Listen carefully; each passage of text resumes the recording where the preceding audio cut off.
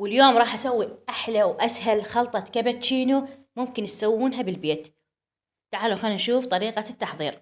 وهنا عندي كوب من الحليب الباودر، وراح أخلي عليه 3 ملاعق كبار سكر، والسكر اختياري، طبعا أنا ما أحب السكر، تقدرون تضيفون 6 إذا أنتم تحبونها حلوة.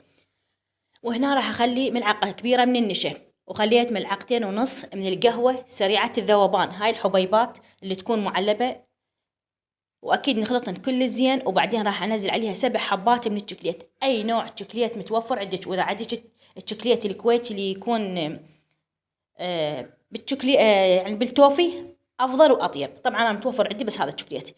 سويت هنا حبيبات كلش ناعمه، وراح انزله على الخلطه الكابتشينو وخلطه كل زين.